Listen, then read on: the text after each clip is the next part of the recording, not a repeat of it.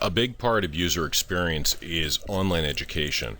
We often see this in terms of compliance, where we need a certificate or a receipt that people understood the content that they looked at. So it's not just enough to know what people clicked on. We need to walk them through that whole course. So this is to walk you through our education suite. We want to first start with the configuration module.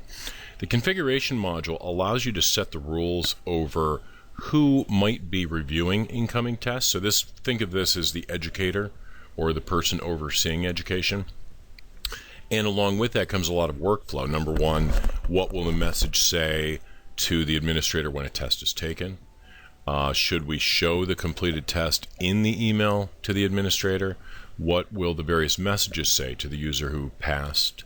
The email might be sent to the user who passed, congratulations, we're pleased to inform you.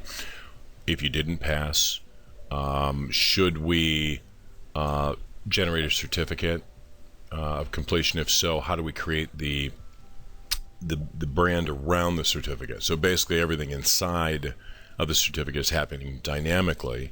We hereby state that whoever logged in took this test at this time. And then of course we have to track, if this is a test that can be retaken, is this a time-based test, any of these types of things here. Now, what's unique is that you could have multiple scenarios here. So you'll see just one in our example, but you might have Bob in charge of engineer training, Susan in charge of client training. So you can set up these different workflow scenarios in education using configuration. So that's step one, is to create the configuration record. The next step is to create a course, and for this example we have a very basic test here.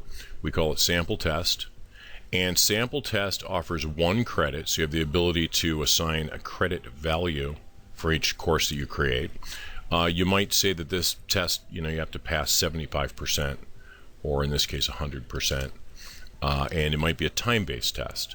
Now the content that feeds that test, what things should they look at before? Here you see we have just a little YouTube video, but we might have, 2 or 3 PDFs, we might have PowerPoint presentations, and whatever the case might be. So you can very easily upload any of the content that you need here, so that we can upload, video or a PDF, and you can have multiple files. So you can create basically a collection of content that relates to that course, which is kind of a prerequisite, or things that they must read or understand before taking the test.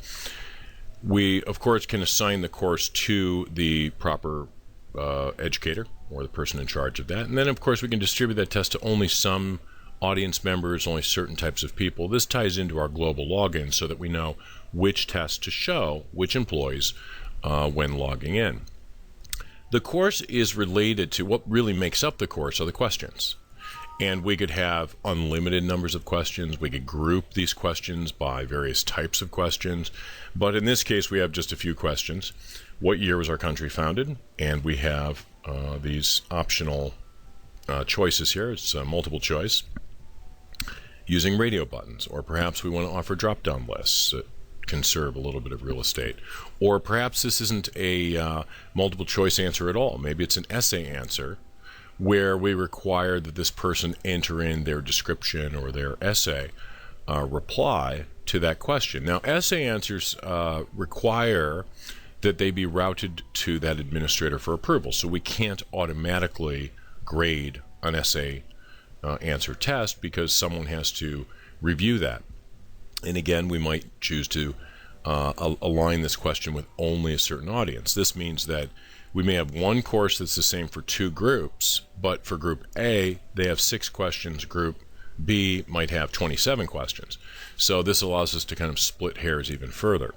As people take the test, we are capturing the results of their test. So for example, anyone who has taken this test, we have proof that this person, John, logged in and passed this test at this time, and we know their exact grade and who approved it and their certificate and all the answers. So again, if we wanted to glean all of these reports, assuming we had thousands of reports here, we would use our data sources to create a live report of all of those people who have passed that test. And if you want more information on that, just look at our help file for data sources and how to create live reporting. Another thing that we see sometimes aligned with education are alerts, because these tests, because they're only maybe valid for a year or 2 years or whatever, we may want to put something together like a message out to those users to let them know, hey, Bob, it's been a year, your education requirements are coming up here in the next 30 days. Click here to take your test. Or we might want to generate reports to show anyone who's failed their test, or some alerts of that nature. So just to kind of look at this from the front end of the site, let's log in. And we will log in as if we have user privileges. By the way, online education also has a relationship to gamification. If you happen to use our gamification tools, you'll see that one of the values that a user can earn when competing with others towards some prize or incentive is taking tests and getting points for their becoming educated. I'm going to click on education. I'm going to click on our sample test that we see. We're just looking at that had a very simple resource here, in this case a video.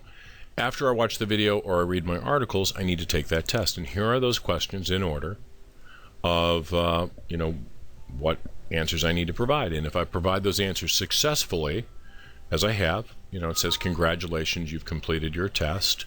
It's even showing me my answers for the test, just to show you the functionality. And it can also show me my entire test history. So the test history might show me, where I passed my test, in which case I might need to log in and get my certificate from last year. Or, that sort of self-service tool where we need to go back and see, how did we do on that test? And of course, in this view, we could show results and extended information. Another thing I want to point out is that had this person failed either a question, or let's say they passed the test and one area they're a little weak, we can even provide suggestions to them on that, that processing to say, hey, John, you passed, congratulations, but you might want to click on these records here because you didn't do so well on those. So that summarizes our education suite. Again, a lot of modules which relate to this, one of which is global login. Because we can authenticate users from Active Directory, this means single sign-on. They don't have to log in, to their intranet and then log into a learning management system. There's a symbiosis of all of this content coming together, and that learning experience is just part of it. Another module that relates somewhat to education is sharing and collaboration. For example, we may have a thought leader in a given area that this person wants to talk to or wants to engage in some dialogue. So, it's not just welcoming a user and showing them the right content. It's, inviting them to community, share thoughts, share ideas, see what's most helpful for others. Ratings and comments of others play a role, and then provide them the test so that they have kind of a multi-dimensional way of understanding this information. And you, of course, get a receipt to prove that everyone is compliant. Another point I want to make is a lot of clients might not be aware of this. Every module in Centralpoint has the ability of being e-commerce enabled. And the reason I bring that up for education is that oftentimes you are expected to train and retrain perhaps clients or partners or dealers or things of that nature. So it is possible for you to set up these training courses where there is a fee involved. So someone might have to pay, $500 to engage in this test and take this test and that sort of thing. Another thing we can do is we can roll up all of your courses into a parent, what we call curriculum. So the curriculum may offer these courses in sequential order, where you have to take these courses one at a time, and we have to show, you're 10% done, 20% done, etc. So a lot of possibilities here. Each client sets this up a little bit different. Typically, we see it set up for free within a corporation for employees.